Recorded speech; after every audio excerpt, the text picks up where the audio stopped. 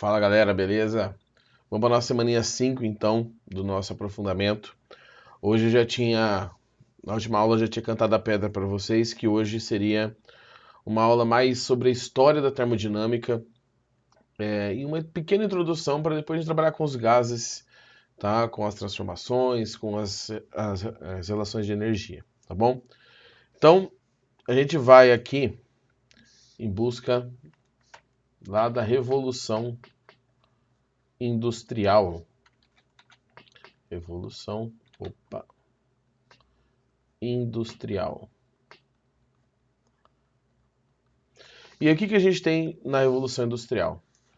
Acontecia que nessa época a galera usava carvão, né, como fonte térmica para as máquinas térmicas. As máquinas térmicas já existiam, as máquinas a vapor. E esse carvão não é o carvão que a gente usa na churrasqueira, é o carvão mineral, a pedra que você cavuca a terra lá, umas minas e você acha esse carvão. O negócio é o seguinte, para você pegar esse carvão, você precisava de minas, então você tem aqui o relevo, né, da região, aí uma mina, uma entrada aqui, tá? E aqui você tem a região em que você pega esse carvão, tá? Então o carvão vai ser essa coisinha roxa aqui embaixo.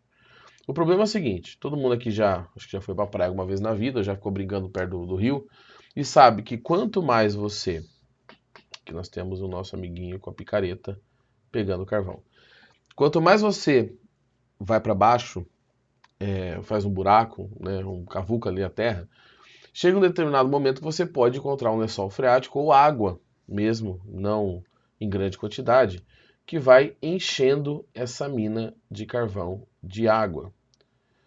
E aí, qual era o problema que eles tinham naquela época com a mina?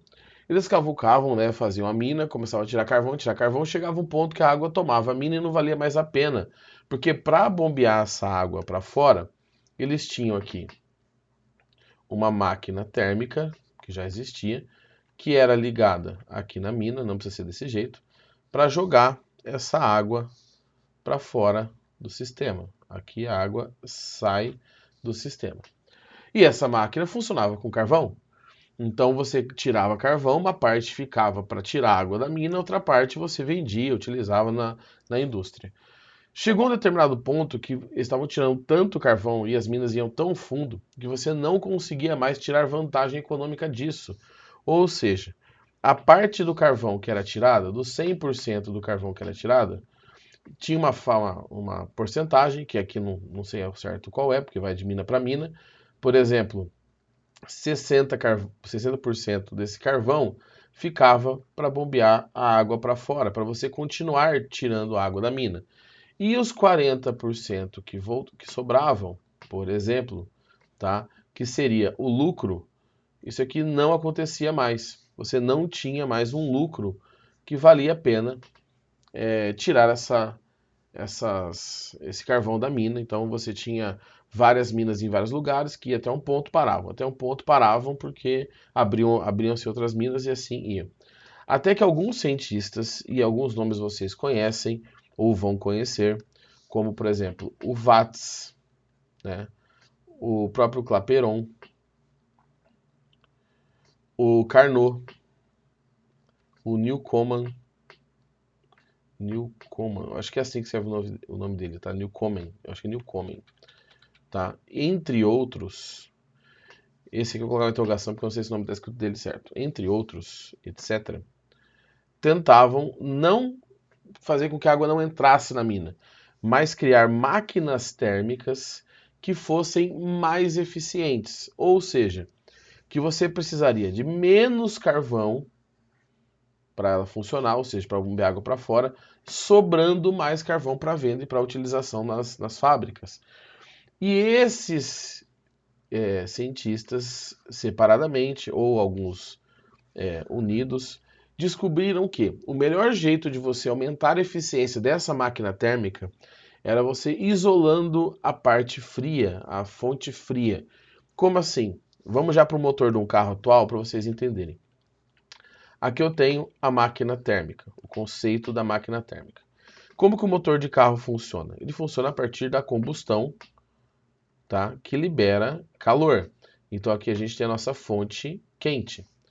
ele recebe esse calor e a máquina é feita para realizar trabalho. Então, parte dessa energia saía na forma de trabalho, tá? Essa letra aqui, eu vou fazer mais bonitinha, assim, tá? Isso aqui seria o trabalho realizado. E claro que nem 100% dessa energia, não dá para 100% dessa energia sair na forma de trabalho, porque a máquina permanecia quente.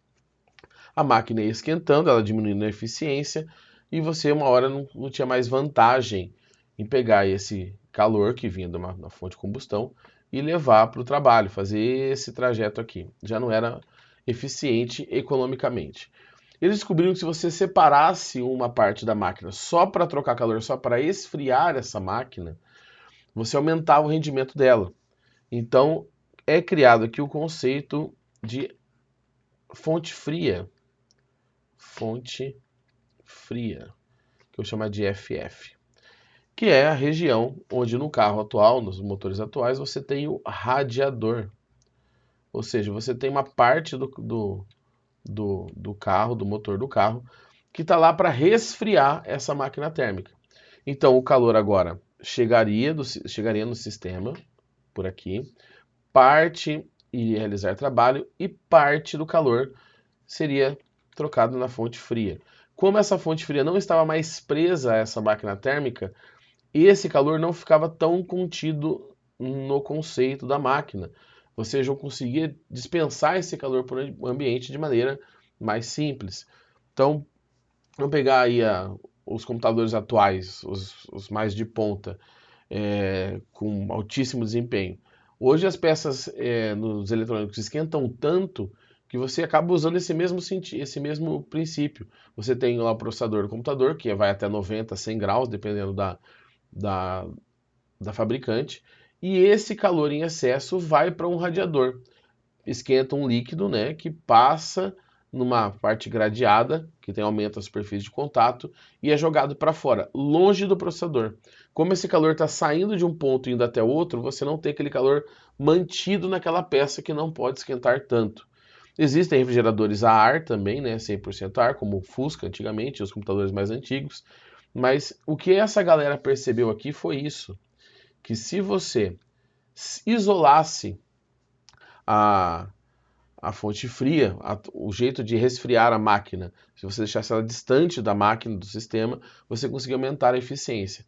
Aumentando a eficiência, a gente teve um boom, e não é uma explosão aqui, de minas de carvão, tirando o carvão de uma maneira muito mais barata. Quando fica muito barato uma mão de obra não, perdão, uma fonte energética, todo mundo começa a usar essa fonte energética. Então o carvão que era relativamente caro fica muito barato. Qualquer coisa agora pode ser se transformada em máquina. Estou gaguejando aqui. Então você tem, principalmente na Inglaterra, um boom de fábricas com máquinas a vapor que funcionam com esse princípio. No começo, claro que alguns desses caras começaram a vender as máquinas e ficaram famosos, e depois todo mundo começou a copiar a ideia, porque, né, não dá para você controlar 100%. Então, a revolução industrial ela só acontece porque você tem um aumento dessa eficiência. Ela ia acontecer em algum outro momento, tá? Com certeza. Mas nesse momento específico, nesse ponto da história, ela só acontece porque alguns cientistas, preocupados sim com o lado econômico, um ou outro com a parte física e química da história, melhoraram essas máquinas térmicas. Melhorando as máquinas térmicas, você tem um rendimento financeiro maior, o que desencadeia todas as coisas que vocês provavelmente já estudaram nas aulas de história, tá? Não é o único fator, a evolução industrial, não é que ela só acontece por isso, mas se não fosse isso aqui, ela não aconteceria do jeito que aconteceu na Inglaterra. Beleza? Então, primeira parte contextualizada, a gente tem isso até hoje, né? Falei no motor do carro, mas tem da geladeira. A geladeira funciona como? Você comprime, joga um líquido bem aquecido, relativamente bem aquecido, por aquela serpentina que tem atrás da geladeira, tá? E quando ela chega no congelador, ela expande, se transforma em gás, como se fosse um desodorante, e esfria. Depois ela volta para o motor, é comprimida de novo, por isso que chama compressor, ar-condicionado, geladeira, esse tipo de equipamento que gela as coisas. E aí ele sobe aquela serpentina esfriando de novo, chega lá em cima, expande, esfria o sistema e volta. Então você tem uma separação da troca de calor com a fonte fria. Beleza? Então é isso. Acho que tomara que tenha ficado claro. Qualquer dúvida vocês podem mandar lá no Class. E vamos fazer um exercício sobre isso, então, que é o único que trata da parte histórica, que é justamente o primeiro, que diz o seguinte. Deixa eu pegar a caneta aqui. Da FUVEST. Os desenvolvimentos de teorias científicas geralmente têm forte relação com contextos políticos, econômicos, sociais e culturais mais amplos. A revolução dos conceitos básicos da termodinâmica ocorre principalmente no contexto da Revolução Industrial. Tranquilo, né? Período entre guerras você já tinha máquinas já trabalhando com máquinas mais eficientes, sim, mas o grande boom é na Revolução Industrial. Grandes navegações não, porque você não tem basicamente nada a vapor ali, né? A vela, então força humana ou força mecânica mesmo do vento. Idade Média, claro que não. E Segunda Guerra Mundial você já tem basicamente o mundo que a gente vive hoje, sem a comunicação por meio de eletrônicos, mas a aviação é basicamente a mesma. Hoje é mais segura, mas é basicamente a mesma. Tá? Então os conceitos da Segunda Guerra meio que já são mais próximos do que a gente tem hoje do que tinha nessa época. Beleza? Atividade está lá no Class, voltada para essa parte histórica mesmo, que é bastante cobrada, então façam com atenção. E qualquer problema, qualquer dúvida, me chamem lá no Class que eu respondo vocês. Beleza?